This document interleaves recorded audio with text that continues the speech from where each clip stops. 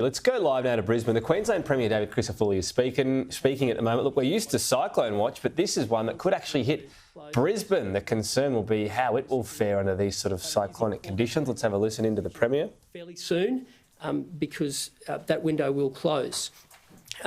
I mentioned before that we're preparing, and that's why we're asking Queenslanders to do the same. We are using that window at the moment to prepare those islands. So we are pre-positioning things like generators, which will be very important in whatever instance this manifests and whatever they are needed for. And I'm talking about things like power and sewerage and telecommunications. We are pre-positioning workers, like health workers, onto those islands in the event they are needed. So I want Queenslanders who live on those islands to do the same. The second immediate priority area are those low-lying coastal areas. I'm talking about people who might live on canals or on beachfront properties, those lower-lying coastal areas across that zone, to also begin thinking about their plans. And I just want people to stay up to date. We have been asking the councils to provide us with some of their storm surge data, and that will be important for all of us to communicate with residents.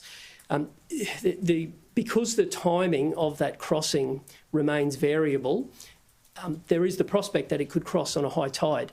Now, that would provide a real complexity.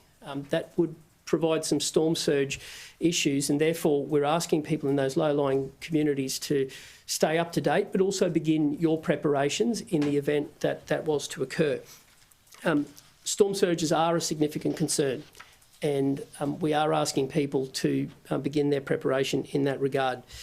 A particular area of concern, not the only area, but a particular area of concern is Golden Beach. We've been speaking with the Sunshine Coast Council.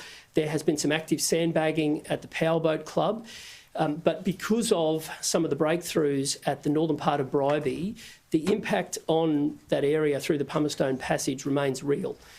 And we're asking residents to consider what the impacts could be on their home. Now, again, we've asked Council to provide us their most up-to-date modelling on what storm surge could look like, and when we have that, we will share that with Queenslanders. The Council will be doing the same.